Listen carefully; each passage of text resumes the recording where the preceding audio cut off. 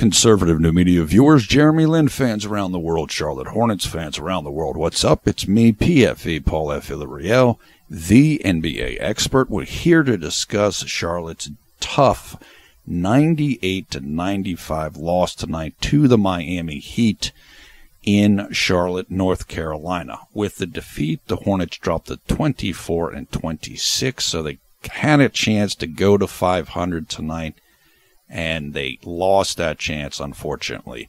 Heat improved to 29-22 on this season. Let's go over the stats quickly. Chris Bosh, 20 points, 6 rebounds. Dwayne Wade, 22 points, 3 rebounds, 5 assists. Goran Dragic, 12 points, 8 rebounds, 9 assists. Hassan Whiteside was enormous in this game, particularly down the stretch. 10 points, 10 rebounds, and 10 blocked shots. He absolutely dominated the paint tonight and really hurt Charlotte badly when they were trying to get scores. And one of those people was JLin, who met up with Hassan several times at the rim. Charlotte, 27 points, 4 rebounds from Marvin Williams, who was fantastic in this game. 20 points, 5 rebounds, 6 assists for Kemba Walker. 21 points, 6 rebounds, 7 assists for Nicholas Batum. JLin, 6 points, 2 rebounds, 3 assists. Jeremy played 16 minutes, shot 1 of 6 from the field with no three-point attempts, 4 of 5 from the free throw line. No steals, 1 block shot, no turnovers, 2 personal fouls. Jeremy's plus-minus was a minus 14. Why did Charlotte lose this game? 2 reasons. 1, their bench was outplayed by Miami's bench considerably. Number 2, and the most important reason, is that Charlotte was outperformed in the fourth quarter by the Miami Heat. Going into the fourth quarter, Charlotte was up by 6 points, but they were outscored in the fourth quarter by 9 points, and that was enough for Miami to get the 3-point victory. So, as I said, this was really difficult. Number 1, they coming off the spectacular win against the Cleveland Cavaliers in the last game, so they have all the energy and emotion there. They're playing at home, where they are quite good, and Miami's like an average team on the road, so that's another disappointment. And just the way that they were outperformed in that final quarter, you don't expect to see that at home, particularly for a team like Charlotte, who is so good. And finally, Charlotte was about as healthy as it's been all season tonight. They looked super deep. They had everybody except for Al Jefferson. And so they look great. They just so much depth on this team, and they just couldn't quite do it. And if I had to, if I had to point to one person, then I would come back to Hassan Whiteside, because Charlotte was attacking the basket and Whiteside just was rejecting everything. He was rejecting everything and forcing guys into bad shots and making them take jump shots. They just could not get penetration into the lane because of Hassan Whiteside. Jeremy was blocked at least 2 times by Whiteside, maybe more. And Jeremy's game is get to the basket, get shots. Now, as Todd mentioned on Twitter, when you're going against a shot blocker like that, you do need to use floaters. You need to use high arcing shots to get it over him. But look, Whiteside's an elite shot blocker, like the best of the best, up there with Rudy Gobert and a couple others. He just played an incredible game, and you have to give him credit. You have to give the Heat credit. Charlotte played very hard and very tough in this game. They simply couldn't get it done. Okay, I'm not going to do quarter by quarter. I actually missed the first half of this game. I had fallen asleep. But let's talk about Jeremy and what's happening in playing 16 minutes, okay? I mentioned this in the last couple of videos, and I'll say it again here.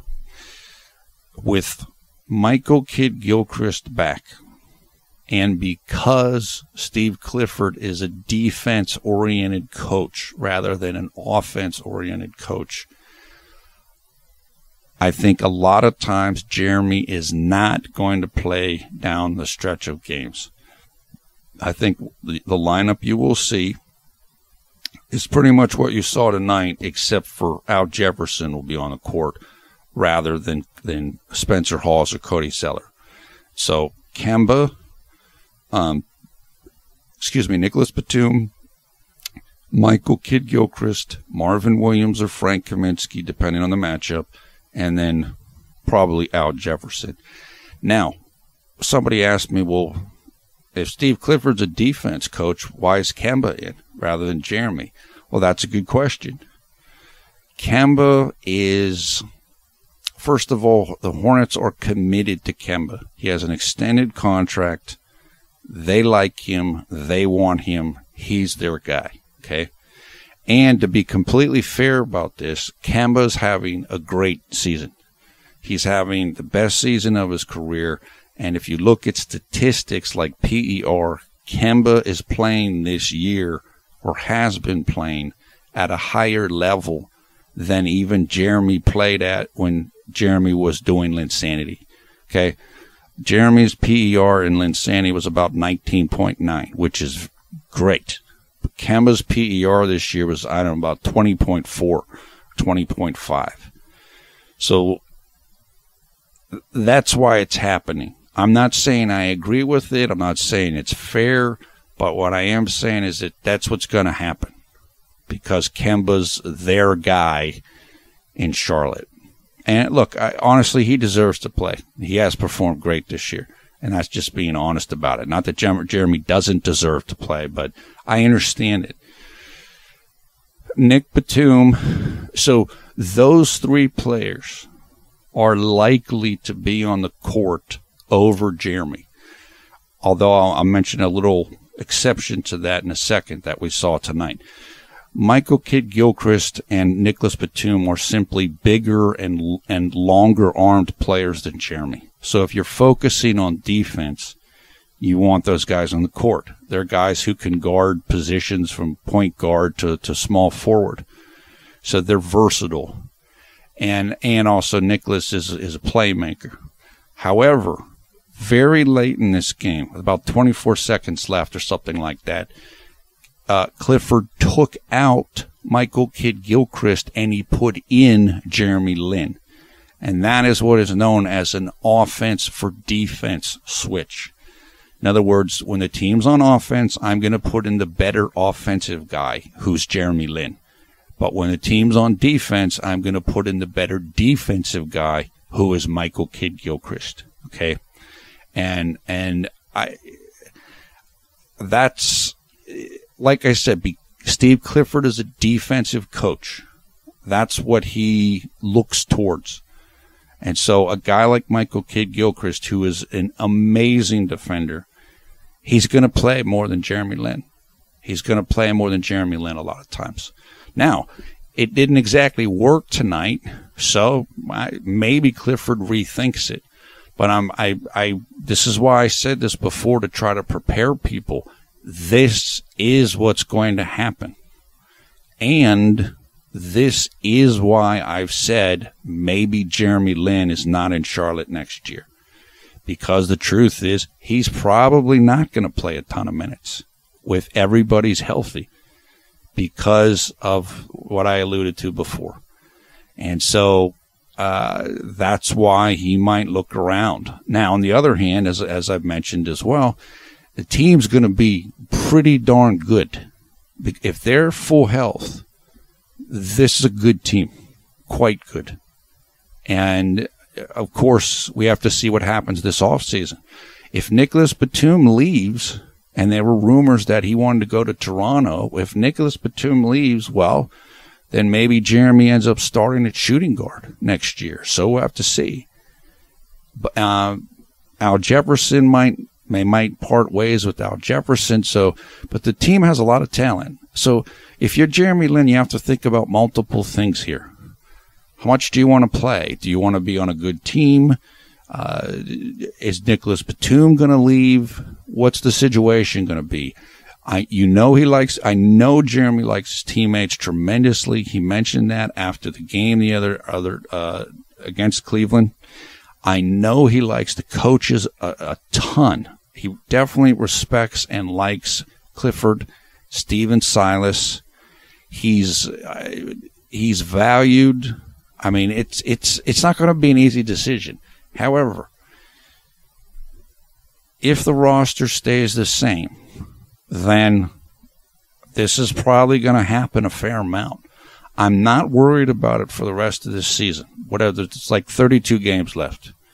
Sure, I wish Jeremy was playing 35 minutes a night, but I figured this was going to happen. He's still having an excellent year. He's still progressing. He's showed people what he can do this year. And what I'm most concerned about right now is I want the team to win so that they can make the playoffs. And so Jeremy understood the situation when he came in. He knew what his role was going to be. He knew he wasn't going to really be the starter. He knew that. So I wouldn't get too upset about it. It's just everybody thought Michael Kidd-Gilchrist was going to be out the entire season. After he got hurt in the preseason, he came back. And so this is what's happening. Okay.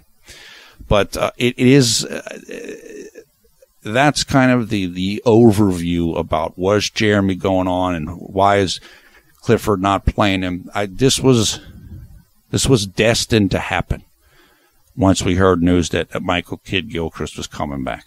That doesn't mean Jeremy's never going to be on the floor at the end of the games anymore, but my guess is that it'll be a lot less now. But like I said, get through this season. Let's try to make the playoffs. Jeremy stays healthy, and then he's a free agent, and he can make his decision this upcoming summer. Okay, and just keep improving and keep working on your game. And look, everything's going to be fine. He's playing great, and like I said, he's improving, and he likes his situation, which is much different, I think, than the last 3 years before this season.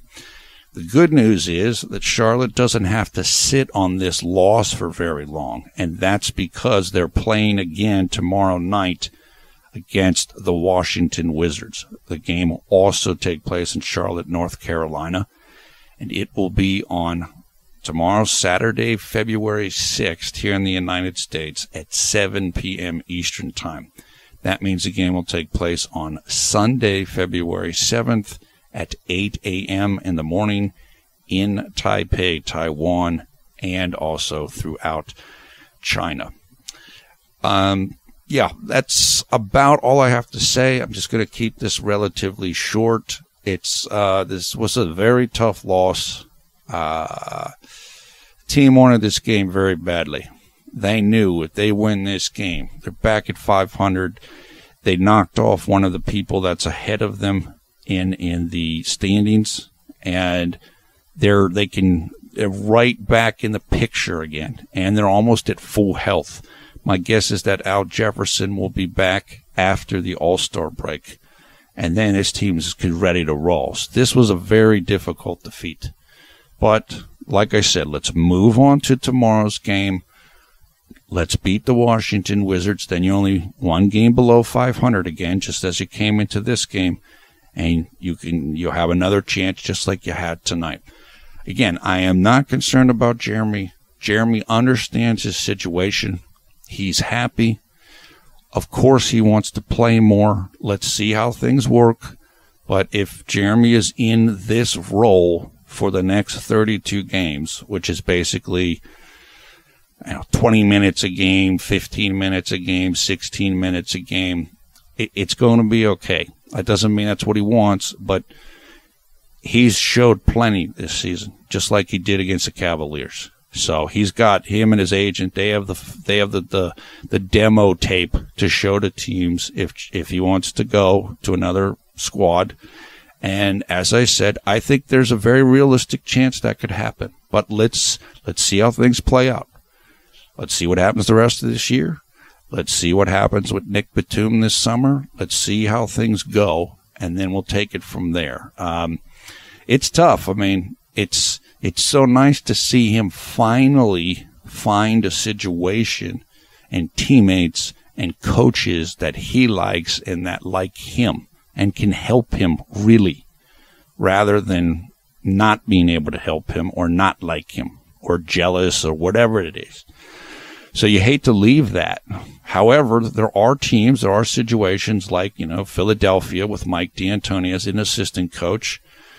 We have to see what their point guard situation is going to be like after this summer, and we'll just take it as it comes.